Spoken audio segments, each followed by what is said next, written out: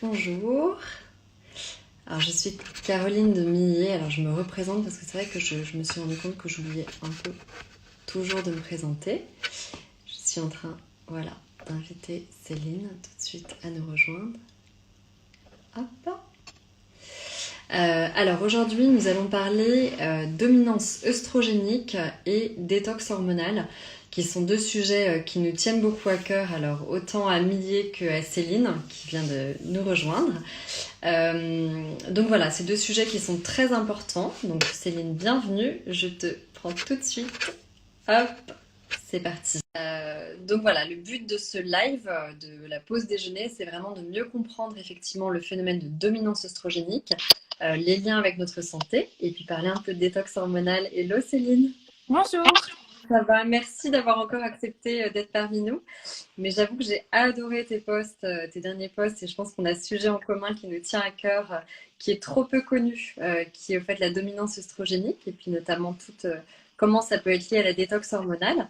Donc voilà, ça me plairait beaucoup parce que c'est vrai qu'on en entend de plus en plus parler, que c'est une source majeure de déséquilibre hormonal, surtout aujourd'hui.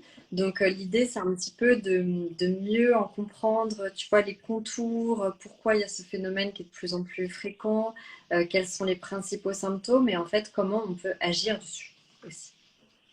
Donc, C'est tout un programme en fait, hein, parce que c'est vrai ouais, que c'est un je sais pas si sujet ça en te plus. rejoint, mais c'est un thème qui est absolument crucial, quoi. Oui, tout à fait. Et en effet, en plus, on va en parler, hein, mais il y a de plus en plus de femmes qui en souffrent hein, de ce phénomène de dominance en oestrogène. Et effectivement, l'idée, c'est d'arriver à la détox. Donc, en fait, j'ai pris des petites Je notes pour vois juste avoir un... un tout petit Oui. peu flou, je sais pas si toi aussi, non? Alors, non, mais je pense que pour ma part, ça doit être ma connexion. On a une Ah, très mauvaise connexion en ce moment. Donc, ok, bon. voilà, le tout, c'est que voilà, vous On m'entendiez t'entend super bien. bien. Voilà, donc c'est le principal. Alors, en effet, la dominance en œstrogène, c'est un phénomène qui est de plus en plus courant, qui crée de plus en plus de problématiques de santé chez les femmes. Et donc, l'idée, c'est on va expliquer un petit peu le pourquoi, du comment, pour expliquer l'intérêt de la détox. Alors, Déjà, en introduction, je rappellerai juste, voilà, par rapport au cycle menstruel, qu'effectivement, donc comment dire, les œstrogènes sont les hormones dominantes en première partie de cycle. Elles sont sécrétées donc par les ovaires, par le tissu adipeux notamment, une petite partie aussi par les glandes surrénales. Ensuite, on a le foie, les seins qui en sécrètent un petit peu, mais c'est vraiment très minime. Et donc l'idée des œstrogènes, c'est de préparer en fait la muqueuse utérine à une éventuelle grossesse. Et donc en cela, elles vont permettre à la muqueuse de proliférer et de se préparer à ça.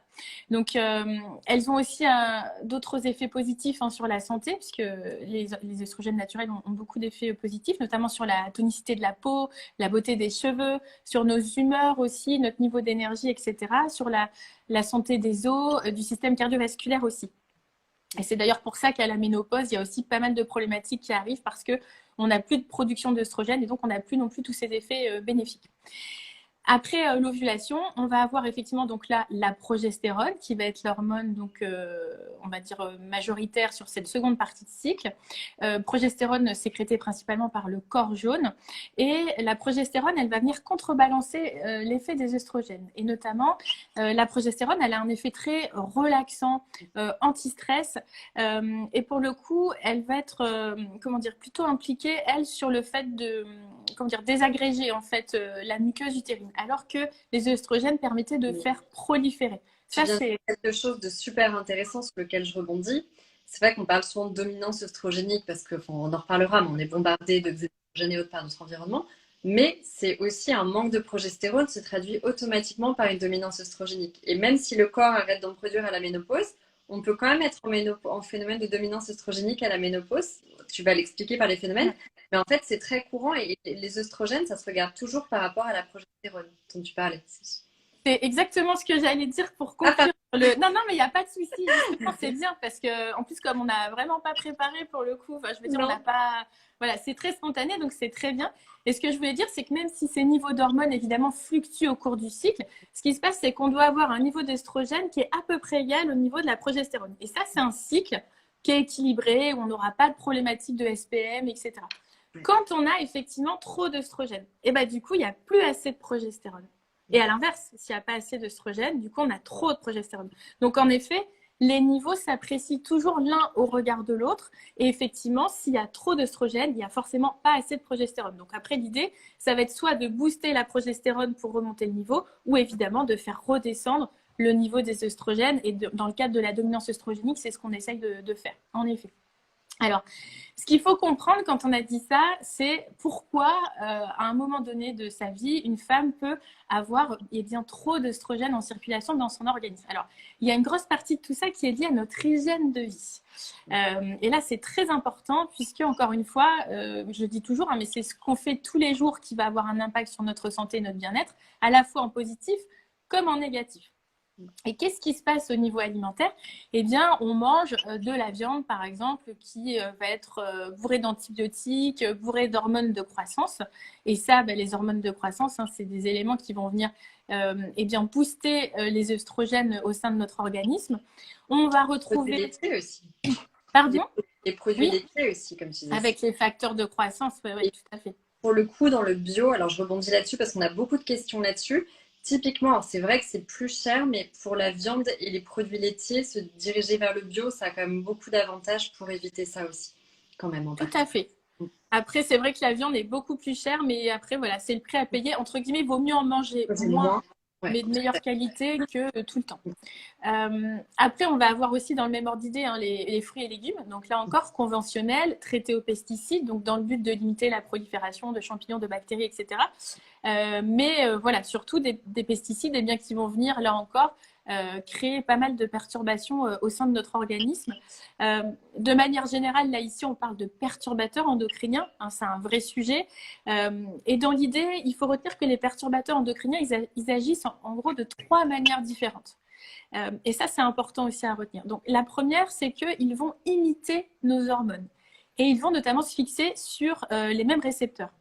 En gros, on dit toujours, voilà, une hormone, c'est un message, elle a un message à délivrer à un organe, etc. Et en fait, ces perturbateurs endocriniens, c'est comme s'ils avaient un double des clés, en fait. C'est-à-dire qu'en gros, ils vont se fixer sur le récepteur, ils vont tourner la clé. Le problème, c'est qu'ils ne vont pas délivrer le bon message, ni à la bonne fréquence, ni à la bonne amplitude, etc. Donc, ça va créer des perturbations, comme leur nom l'indique. Ensuite, ils peuvent agir d'une deuxième façon, c'est en bloquant les récepteurs. Et là, ils vont se fixer dessus et ils vont empêcher les hormones naturelles de se fixer dessus. Et donc, du coup, les hormones naturelles ne pourront pas s'exprimer.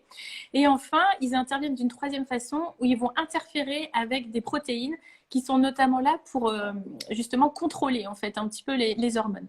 Et donc, ces perturbateurs endocriniens, eh bien, on en a déjà un petit peu parlé donc avec les pesticides, etc. Mais on va surtout les retrouver dans nos produits de beauté, de maquillage, les produits de soins, les produits ménagers, les tapis, les rideaux, les vêtements, les revêtements de poêle, de cuisson, les plastiques. Il y en a partout. Parenthèse là-dessus, pourquoi on va parler surtout le lié aux œstrogènes? Moi, ce que j'avais pas compris sur les perturbateurs endocriniens, même si on comprend que ça joue sur le système hormonal, c'est que la plupart sont des xénoestrogènes en fait. Et c'est pour ça que l'équilibre hormonal féminin est particulièrement attaqué. On voit même des augmentations de cancer du sein, on en reparlera, mais même chez l'homme. Et qu'effectivement, quand tu regardes les impacts environnementaux, on a l'impression qu'on est essentiellement bombardé d'œstrogènes parce que potentiellement, ils auraient pu imiter plein d'hormones, mais c'est particulièrement les œstrogènes qui semblent viser en fait. Tout à fait, c'est exactement ça.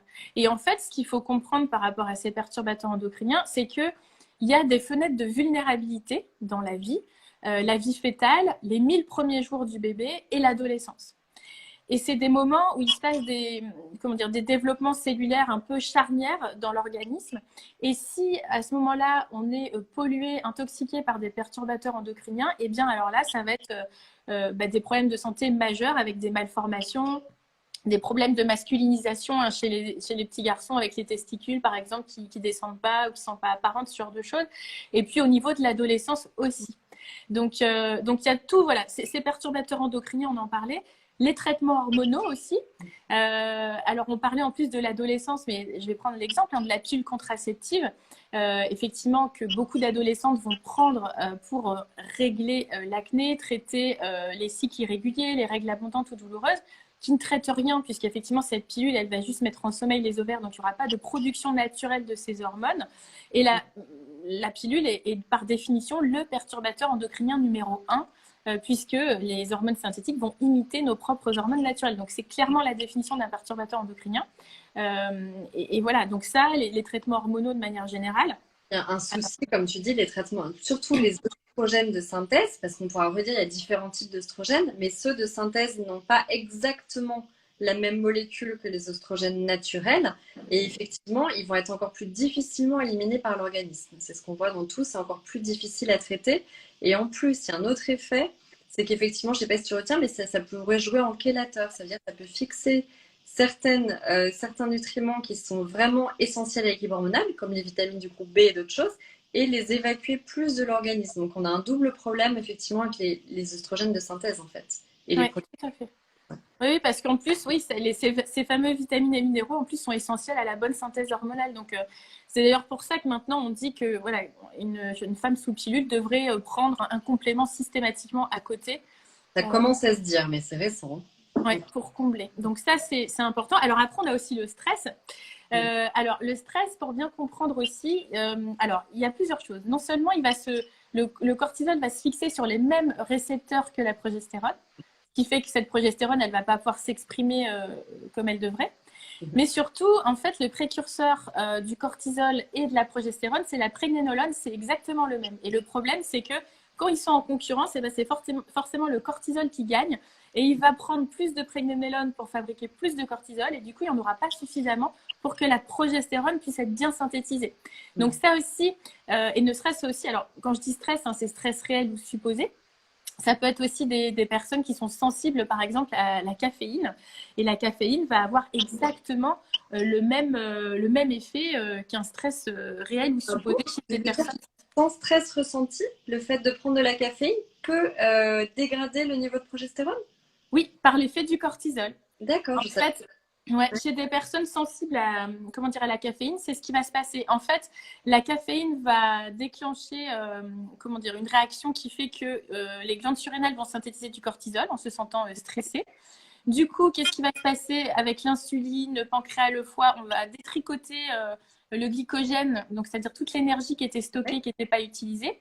Ça va être détricoté pour dire, relarguer le glucose dans le sang. Glucose qui, s'il n'est pas utilisé, va être converti en gras. Et on disait que les œstrogènes, elles sont produites donc par les ovaires, le tissu adipeux. Ouais, donc c'est un peu une boucle chez les personnes qui sont vraiment sensibles à la caféine. Ça peut aussi avoir ce genre de conséquences. Et on ne peut pas savoir si on est plus ou moins sensible à la caféine. C'est pas selon l'effet que la caféine va faire. Non, c'est vraiment une question je pense, de tempérament. Enfin, en général, on le sait. Si on est sensible à la caféine, on va sentir le coup de boost tout de suite. On va sentir, tu sais, le petit effet d'adrénaline. Moi, je suis hyper sensible. Si je prends du café un matin, je dors pas les 2 nuits qui suivent. Donc... C'est ça. Et ben ça, c'est typiquement, ouais, tu peux être la candidate idéale pour ce genre de réaction. Donc, on a ça. Après, on a aussi donc l'obésité, le surpoids, puisque là encore, plus on a de tissu adipeux et plus on va fabriquer d'œstrogènes. Donc, en fait, c'est un peu la roue un peu infernale, quoi. C'est clairement... fait, on vient de nous dire que l'alimentation actuelle, donc surtout les viandes, les laitages, le stress, en gros, fait un panorama de notre vie actuelle. Tous les polluants actuels, on est vraiment en train de booster nos oestrogènes. On a trop d'oestrogènes, en fait, qui arrivent dans notre corps. On est bombardé de c'est un peu ce qu'on est en train de se dire aujourd'hui, quoi. À fond. Non, mais c'est un vrai souci. Non, mais c'est un vrai phénomène de société pour moi, dont on ne parle pas assez parce que effectivement, il y a quelque chose qui touche particulièrement les femmes. Moi, il y a des statistiques qui m'interrogent. Hein, tu vois, quand je vois la vague de puberté précoce, les cancers du sein dont l'incidence n'arrête pas d'augmenter. Et finalement, on parle peu d'un phénomène de dominance œstrogénique où beaucoup de médecins et beaucoup de naturopathes, heureusement, les naturopathes micronutritionnistes sont au courant. Et c'est un sujet qui est assez peu démocratisé, je trouve, aujourd'hui. Donc, c'est important d'en parler, d'apprendre à et c'est ça qui est dingue, c'est qu'en fait, on s'en inquiète, mais pas chez la femme, chez les poissons. Oui. Hein, parce que en fait, tous ces œstrogènes qui sont relargués, et notamment la pilule contraceptive via les urines, dans les eaux usées qu'on ne sait pas traiter, etc., et qui sont relargués, on a fait l'expérience qu'à l'embouchure justement de ces stations d'épuration et de ce qu'elles relarguent dans les cours d'eau, il y avait un phénomène de féminisation des poissons. Donc là, on est connecté, Céline. Non, mais et là en fait, là on va parler de perturbateurs endocriniens. Alors que l'effet sur la femme en amont, en fait, on s'en fiche, quoi. C'est ça qui est dingue. Je pense qu'on n'arrive pas à relier, comme c'est relié à des choses trop graves, et qu'on n'arrive pas à avoir ce fameux effet de seuil.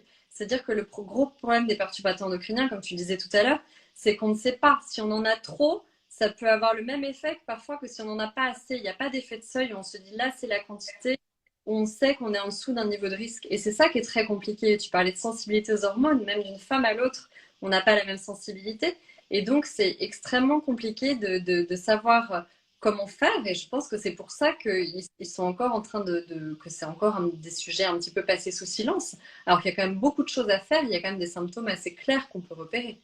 Ouais, ouais, c'est tout à fait vrai. Et tu as dit un truc qui est très juste, c'est qu'effectivement, en ce qui concerne les perturbateurs endocriniens, la dose ne fait pas le poison. Ouais. C'est-à-dire que c'est un des rares aspects, enfin un des rares domaines pour lequel une toute petite quantité peut avoir des effets très graves. Alors que dans plein d'autres domaines, on va dire c'est la dose qui fait le poison, mais pas sur les perturbateurs endocriniens. Et il y a en plus l'effet cocktail. Tu vois, hier, je regardais un reportage dans le cadre de la formation que je donne. Et en fait, on disait, voilà, en gros, une femme utilise en moyenne 15 produits cosmétiques dans sa routine, entre, voilà, dentifrice, gel douche, déo, fond de teint, anti-cerne, machin. Et au total, c'est 168 composés chimiques différents qu'on est susceptible de s'appliquer sur la peau, en gros, sur une journée. Ouais. Donc, ça fout un peu les boules, quoi. Et surtout, tu te dis, bon, ok, pris un par un, si on estime qu'à ces doses-là, il n'y a pas de danger. Mais vu que tu multiplies les produits et Ouais. que tu multiplies les composants, qu'est-ce qui se passe, quoi? Et alors, d'autant plus, alors je rebondis parce que moi, je viens vraiment du développement de la formulation en cosmétique. Autant c'est moins grave, c'est important de donner des repères sur des produits rincés, du type nettoyant visage, gel douche. C'est moins grave, ça reste moins longtemps en contact, mais la peau, ça absorbe énormément de choses. Donc, effectivement, sur une crème de jour ou quelque chose, il faut faire un produit corps, il faut faire d'autant plus attention à la composition parce que c'est là où on est plus exposé. Et on est vraiment connectés parce que c'est exactement ce que je conseillais hier, justement. On n'a rien préparé. Hein, pour Non, non, c'est de dire, voilà, si vous devez changer et faire un arbitrage de budget, parce que forcément, on ne va pas tout jeter du jour au lendemain, c'est déjà de commencer à remplacer les produits qu'on termine et surtout de dire, voilà, effectivement, les produits qu'on rince, c'est pas très grave parce qu'ils ne sont pas beaucoup en contact. Mais par contre, voilà, dès lors que ça reste sur la peau, la crème, le fond de teint, le vernis à ongles, par exemple, tout ça, c'est des choses qu'il faut switcher en premier. Et pour le coup, oui, j'ai exactement le même réflexe. Surtout enceinte et avec des jeunes bébés. Attention. Ouais, ouais, tout à fait. Donc c'est vrai que voilà, tout ça, ça joue. On a aussi on va en parler du fonctionnement du foie, mais les déficiences, les carences nutritionnelles, pardon, dont tu parlais, notamment avec la pilule, mais aussi si on n'a pas une bonne alimentation et qu'on est très stressé, on a des fuites de magnésium, puisque le stress accélère la fuite du magnésium, de la vitamine B6. Et ça, c'est aussi des choses dont on a besoin pour neutraliser les œstrogènes au niveau du foie. Donc ça, c'est voilà, un petit peu les causes de pourquoi on a ce phénomène de dominance œstrogénique qui est directement lié à notre hygiène de vie. Donc, on a bien compris qu'il y a des choses sur lesquelles on peut agir, notamment quand on choisit son alimentation, ses cosmétiques, ses vêtements, son ameublement, etc. Il y a des choses qu'on subit parce que cette pollution, elle est invisible, elle est partout et malheureusement, on peut... Voilà. Mais il faut agir ce sur quoi on peut agir, en fait, principalement. Et comment on peut repérer concrètement si justement on a une dominance œstrogénique plutôt sévère, parce qu'on entend des chiffres, c'est quelque chose de pas bien maîtrisé. Moi, j'ai entendu des gynécologues ou des endocrinos qui disent mais de toute façon, on ne peut pas y échapper. On estime qu'il y a plus de 80% des femmes en âge de procréer qui sont en dominance œstrogénique. Même après la ménopause, il y a des phénomènes de dominance œstrogénique. Quels sont des symptômes principaux qui peuvent nous faire dire qu'on se retrouve dedans et qu'il faut faire attention? Alors, les symptômes, il y en a plein. Franchement, il y en a vraiment plein. Mais c'est peut-être le cumul de ces symptômes qui donne ça va être par exemple déjà l'endométriose. C'est une problématique d'hyperœstrogénie, par exemple. Donc là encore, on parlait des fenêtres de vulnérabilité. On ne connaît pas grand-chose des causes de l'endométriose, mais on estime que c'est un lien génétique, aussi de pollution. Ça peut être une exposition durant la vie fœtale de la maman à certains polluants qui ont sans doute créé ça. Ça, c'est le cas. On va avoir les SPM aussi, syndrome prémenstruel très marqué, avec beaucoup d'anxiété, beaucoup de dépression. On va avoir aussi les règles hyper abondantes, hyper douloureuses. Tout ça, c'est des choses qui ne sont pas normales, puisque comme on le disait, si le niveau d'œstrogène est bien équilibré avec la progestérone, normalement, le cycle se passe à peu près, normalement, on ne doit pas souffrir pour son cycle. Donc, dès lors que... Des seins tendus aussi, des douleurs au sein, ça te parle ou pas? Parce qu'il y a beaucoup de femmes, et je sais que les gynécologues s'en inquiètent en pensant que quand c'est récurrent, ça peut conduire éventuellement, enfin en tout cas donner une sensibilité plus forte à des cancers du sein. Donc effectivement, ils ont tendance, en parlant avec pas mal d'endocrinogynécos, ils me disent quand j'ai une femme qui a régulièrement les seins très tendus, ils ont tendance à même prescrire de la progestérone naturelle, ça, Basalgam ou Dignam. En crème. Ça, c'est un des symptômes assez marquants en fait de dominance. Ouais. peut pas être On a lié. ça, on a les fibromes, les polypes aussi. Oui. Donc, comme on disait tout à l'heure, je vous disais, les œstrogènes, c'est une hormone qui permet la prolifération de la muqueuse utérine, mais aussi des cellules. Et donc, voilà, fibromes, polypes, c'est des excroissances. Donc, clairement, c'est lié aussi ça à la dominance en œstrogène. On a aussi beaucoup, toutes les problématiques d'humeur, parce qu'encore une fois, comme je vous disais aussi, la progestérone, elle a un effet relaxant, anti-stress. Donc, si on se retrouve avec un déséquilibre, on va être hyper anxieuse, on va faire des insomnies, on va être d'humeur, enfin voilà, Mm. hein, ça va être comme ça. Il va falloir raser les murs pour ceux qui, ceux qui vivent avec nous. Mais enfin voilà, et tout ça, c'est clairement voilà des signes d'hyperoestrogénie qu'il faut, auxquels il faut prêter attention. Ouais, tout à fait. Et puis, on va avoir aussi le syndrome un peu de la préménopause qui peut être exacerbé, c'est-à-dire que la préménopause, évidemment, comme on a une chute de la progestérone avant d'avoir une chute des œstrogènes, on est clairement dans une problématique d'hyperoestrogénie relative, euh, qui est entre guillemets normale puisque c'est un état naturel, mais qui peut être amplifié si en plus de ça, on ne fait pas attention aux perturbateurs endocriniens, son alimentation, etc. Donc là, on va avoir vraiment un symptôme décuplé par rapport à ce qu'il devrait être en temps normal. Et alors, qu'est-ce que tu conseilles? Une femme où tu dis, voilà, pas en périménopause, qui arrive avec ses symptômes, où tu dis, bon, elle cumule deux, trois symptômes très classiques de dominance estrogénique, qu'est-ce que tu lui conseilles dans ces cas-là? Ah déjà, on fait une bonne enquête au niveau alimentaire, de l'hygiène de vie. On va repérer un peu tout ce que j'ai listé, c'est-à-dire est-ce qu'elle fait attention aux perturbateurs endocriniens ou pas dans son quotidien, son alimentation. Est-ce qu'elle est stressée? Parce que souvent, pareil, la ménopause, ça crée du stress, c'est une nouvelle étape qu'on a tendance un petit peu à...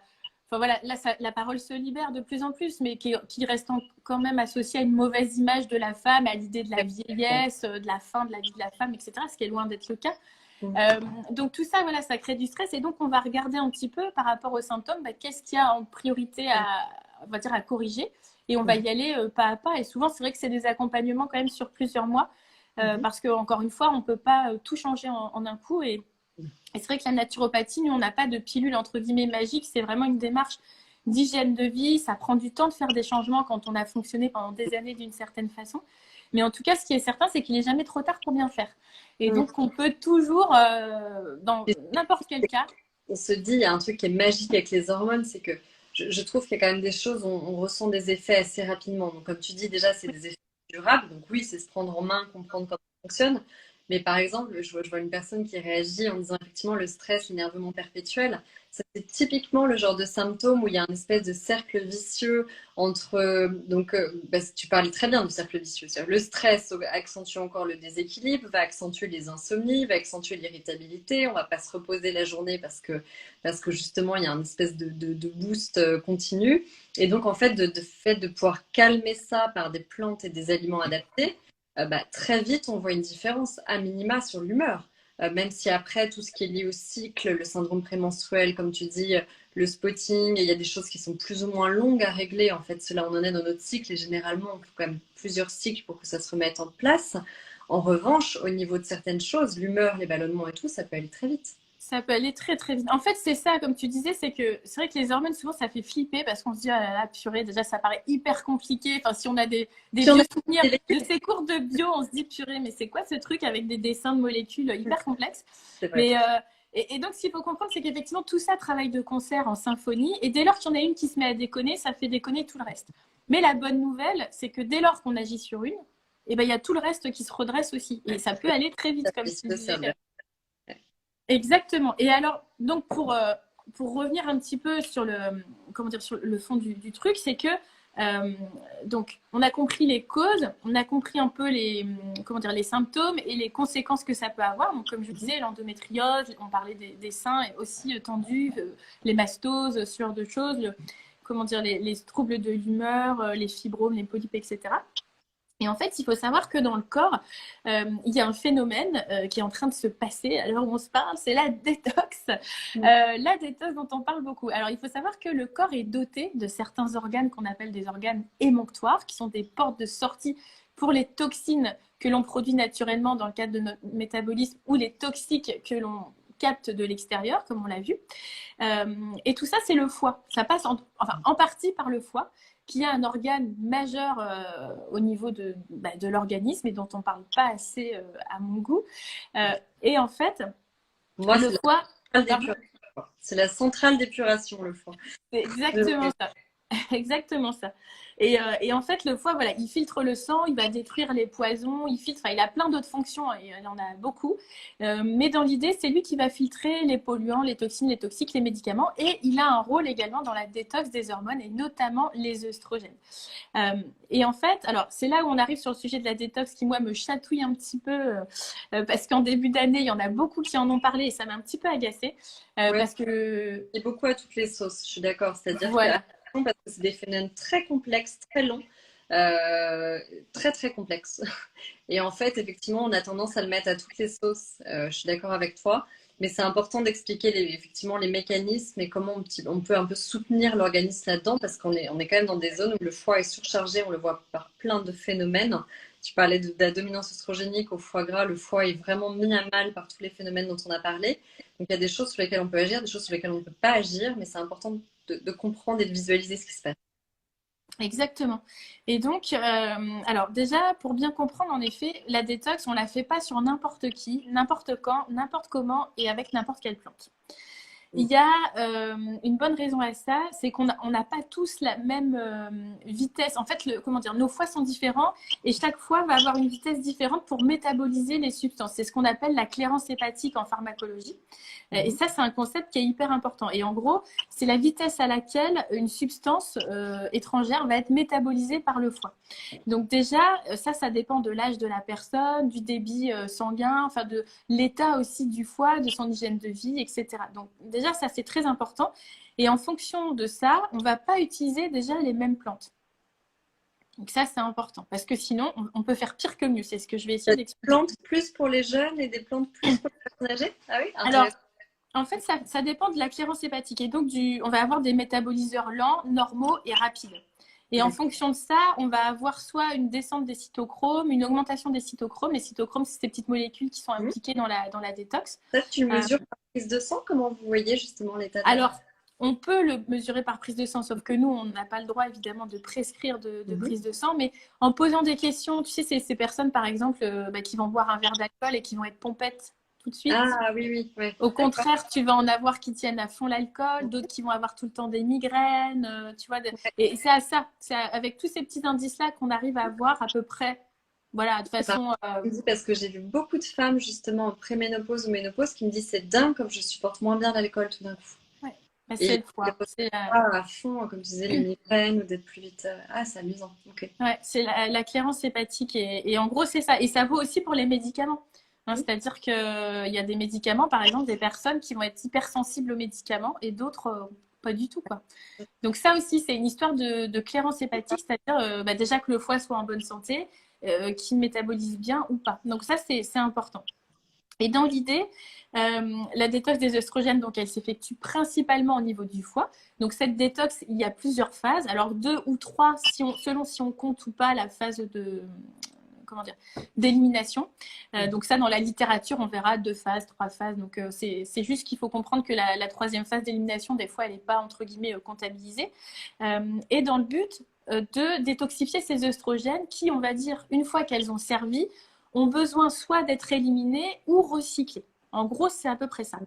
Et donc, pour ça, le foie utilise différents processus où il va transformer un produit potentiellement toxique en quelque chose qui sera neutre ou pas toxique. Et en fonction de ça, il va les éliminer soit dans les urines, ou soit donc via les reins, ou soit dans les selles via le système digestif. Sauf que, alors, on parle de détox, mais moi je dis on ne fait pas de détox sur un intestin qui n'est pas en bon état. Pourquoi ? C'est le bout final, ouais. Parce que au niveau du microbiote, donc le microbiote, c'est à peu près 2 kilos de notre poids corporel de bactéries qui colonisent nos intestins et qui nous aident, on va dire, à bien à procéder à la digestion, mais notamment aussi à l'assimilation de ce qu'on mange. On a dans ce microbiote un type de microbiote qui s'appelle l'estrobolome. Et celui-ci a la capacité de réabsorber en fait les œstrogènes, c'est-à-dire les métabolites toxiques, et de les réabsorber et de les remettre en circulation. Et là, ça peut être potentiellement très, très dangereux. Ouais. Vraiment. Les oestrogènes circulants, il y en a certains qui ont bien mauvaise presse. Je vois pas mal de questions sur des questions particulières de médicaments. On essaiera d'y répondre à la fin. On ne peut pas trop faire de cas particuliers parce que c'est vraiment le sujet qu'on aborde de manière générale Et voilà, Céline nous décrit de manière très précise et très pédagogique ce qui se passe dans notre corps, mais on y reviendra plus tard. Alors, après, il y a quelque chose aussi que je n'ai pas dit tout à l'heure et que je vais reprendre ici. C'est que quand on parle de dominance en œstrogène, alors déjà on dit les œstrogènes, parce qu'effectivement, il y en a de plusieurs types différents. Alors, il en existe une cinquantaine, je crois, mais au final, on parle souvent des trois mêmes, sont E1, E2, E3. Il faut savoir que parmi ces œstrogènes, il y en a un qui est potentiellement neutre, un qui est potentiellement dangereux, en tout cas, qui peut l'être, et un qui est plutôt positif. Et la dominance en œstrogène, elle peut être aussi sur un type d'œstrogène spécifique.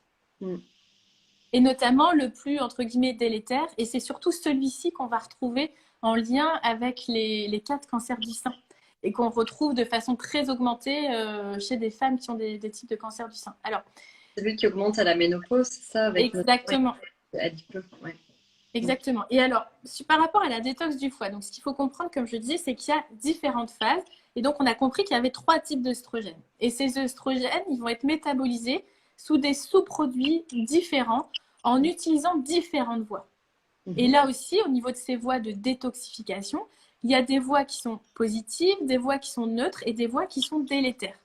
Donc, si on se retrouve avec la voie délétère et un maximum d'œstrogènes nocifs qui vont se retrouver dans la circulation, eh bien, c'est là où effectivement on a un risque accru de cancer du sein, clairement.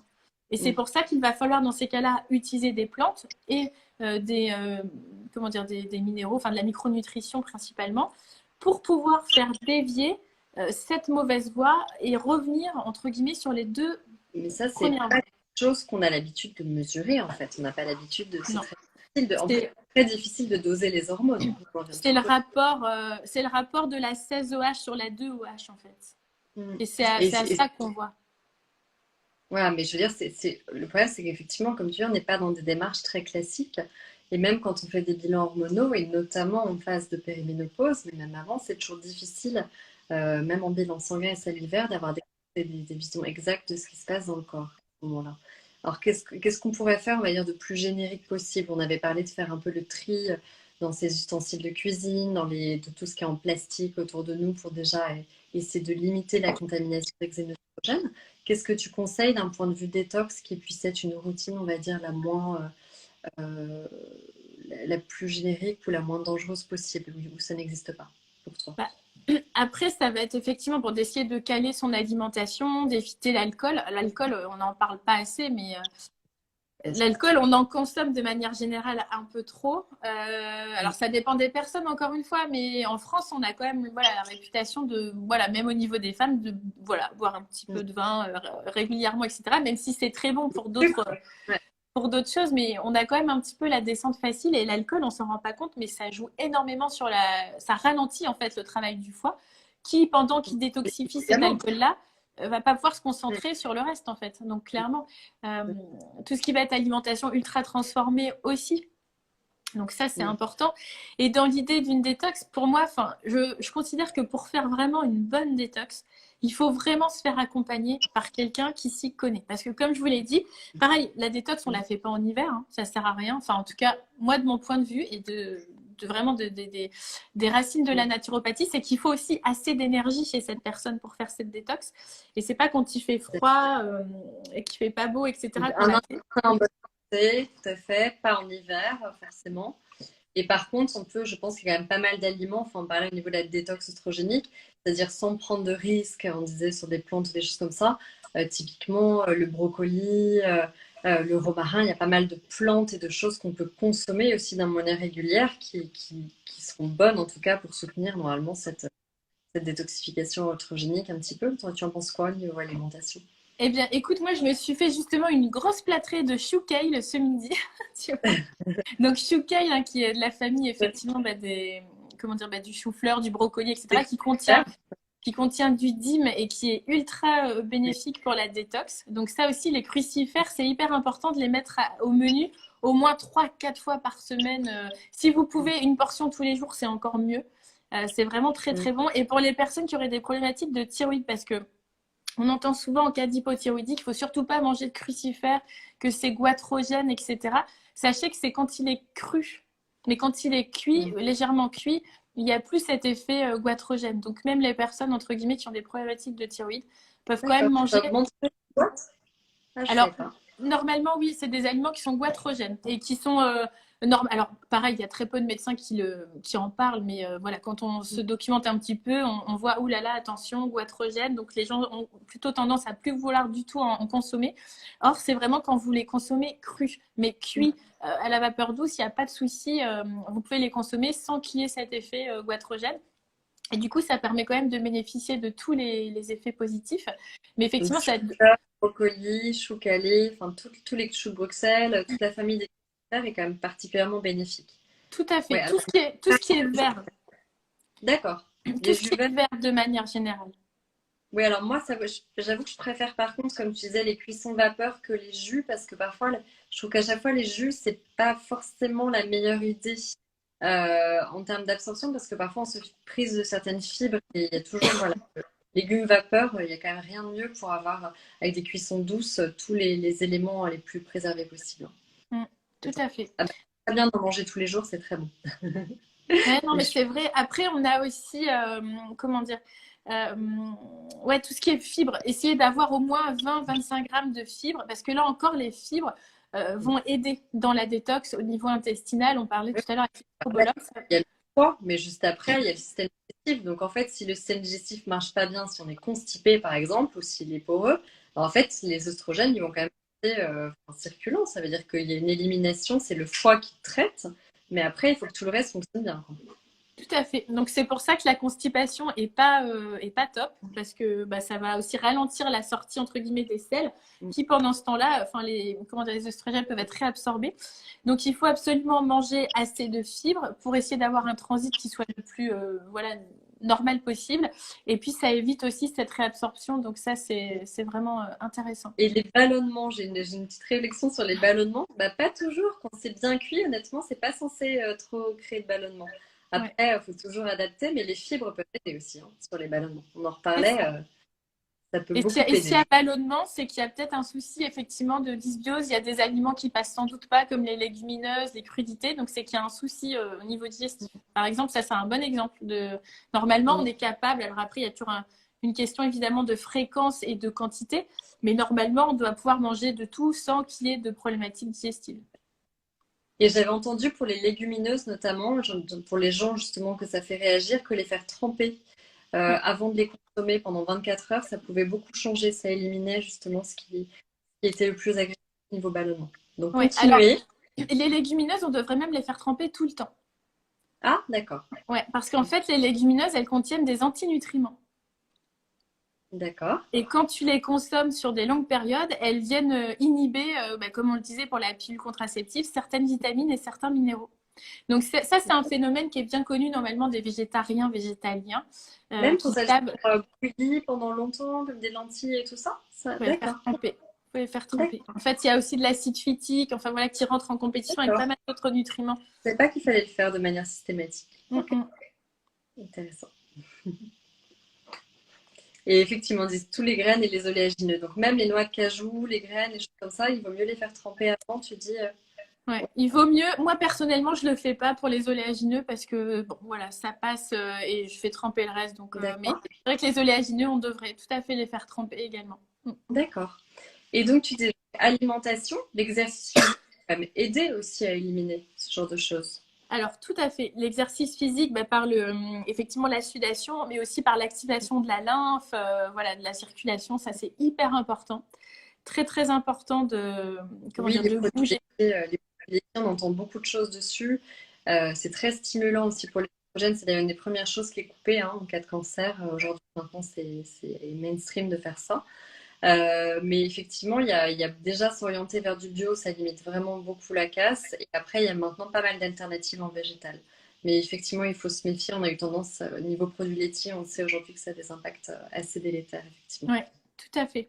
Et c'est vrai qu'après, alors les signes, hein, comme on disait tout à l'heure, comment savoir si on a besoin d'une détox ou en tout cas, alors les signes d'œstrogénie, on en a parlé, d'hyperœstrogénie, mais ça va être par exemple aussi les personnes qui vont avoir beaucoup d'allergies, des infections chroniques, les migraines, on en parlait, quand on est très sensible aux odeurs et au, comment dire, et au bruit aussi.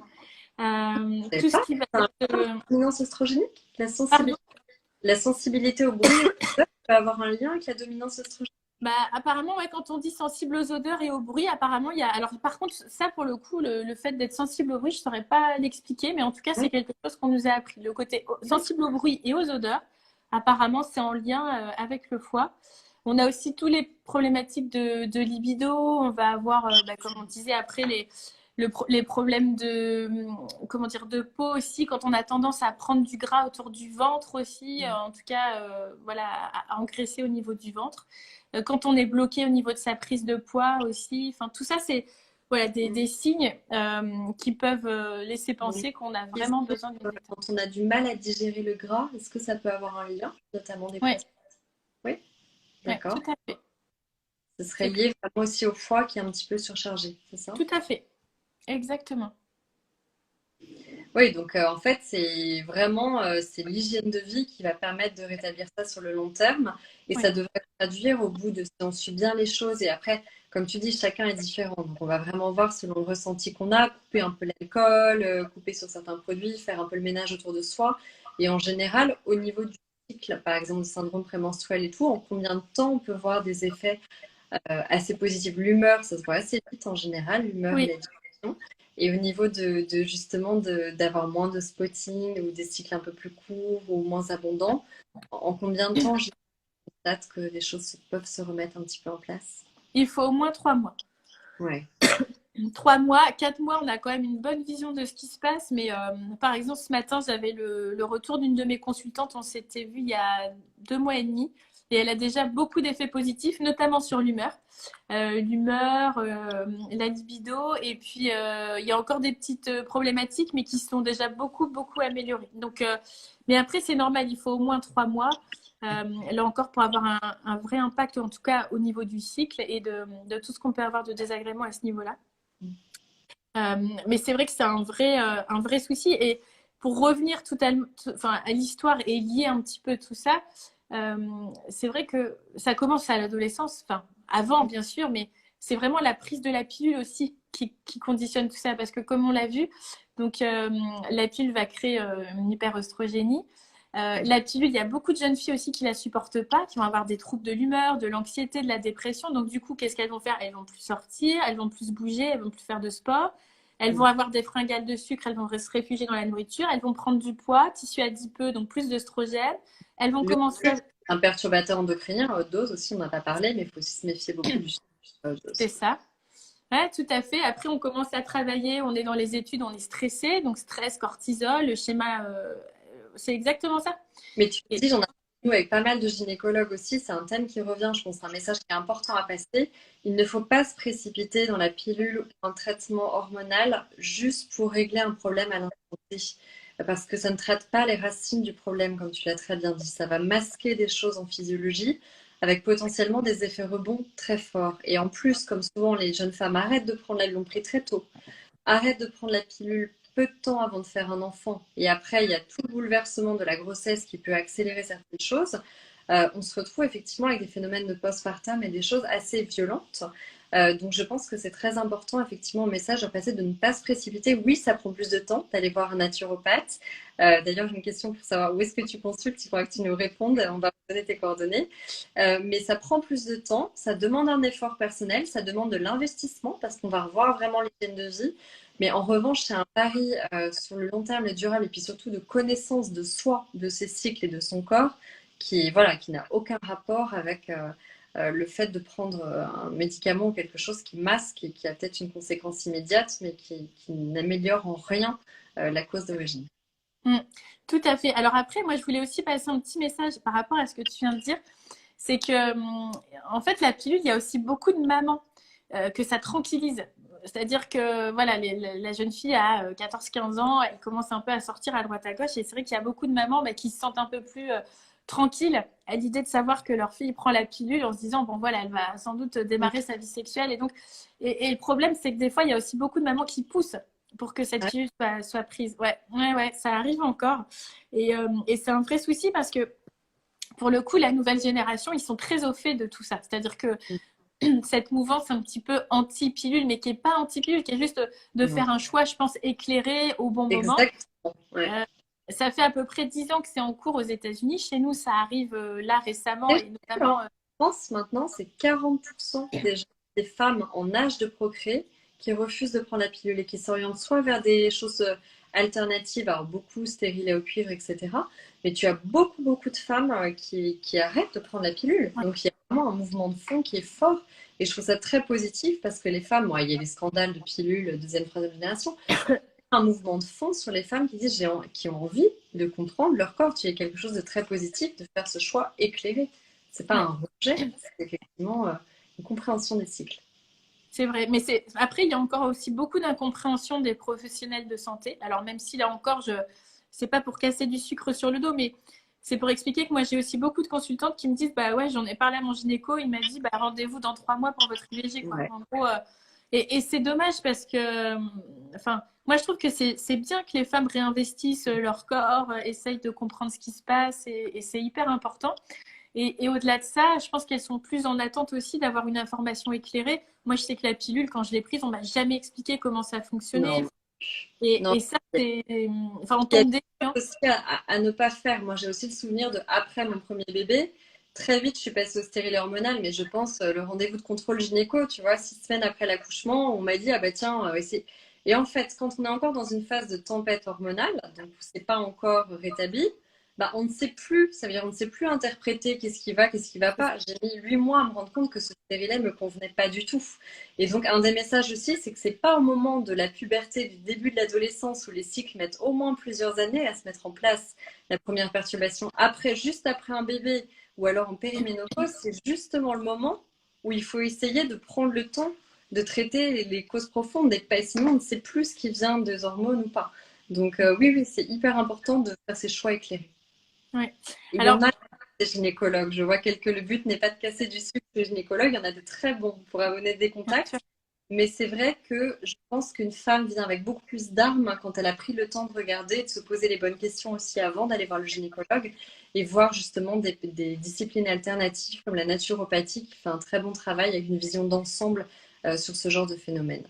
Voilà, alors je vois bien sûr qu'il y aura des replays, on vous les passera. N'hésitez pas si vous avez quelques questions ou je ne sais pas Céline si tu as quelque chose que tu voulais aborder en plus.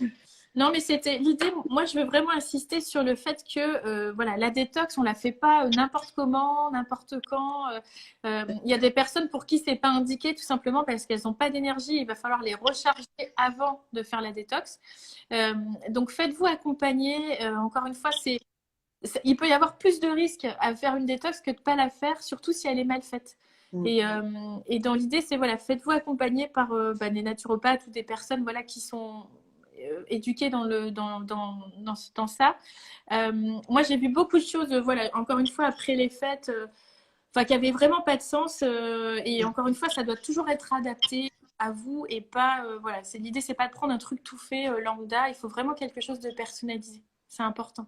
Oui, on est complètement d'accord. Et vraiment suivre dans la durée les symptômes en étant accompagné. On est complètement d'accord. Voilà, bon bah, on espère qu'on a résumé. En tout cas, il y a plein de choses aussi sur le compte de Céline hyper intéressantes. Tu fais des posts très pédagogiques là-dessus et très pointus. Donc bravo sur tout ce qui est justement dominance oestrogénique, manque de progestérone, détox hormonal. Donc je vous invite à retrouver ces posts sur son compte. Et puis Céline, tu nous laisses un petit message sur où est-ce que tu consultes. Tu peux peut-être le dire maintenant si tu as quelques questions. Oui, alors moi, je consulte 100% en ligne. En fait, je suis basée en région lilloise, mais j'ai des consultantes partout et même dans le monde. Enfin, j'en ai aux États-Unis, j'en ai à Dubaï, j'en ai en Espagne, donc en Afrique aussi, au Cameroun. Donc je voyage un petit peu grâce aux consultations aussi. Ça fait du bien par ces temps qui courent. Mais non, mais donc du coup, c'est sur mon site internet www.celinesanténaturelle.com ou via mon compte Instagram, il y a un lien. Et là, par contre, je sais que les prochaines dispos, elles sont en avril et c'est bien booké. Donc voilà, il n'y a plus beaucoup de créneaux. En tout cas, on essaiera de répondre à vos questions si vous en avez. Et merci beaucoup, Céline, d'avoir consacré ce temps. Merci à toi. Merci beaucoup. À bientôt. En tout cas, bon courage et bonne journée à tous. Merci toi aussi. Au revoir.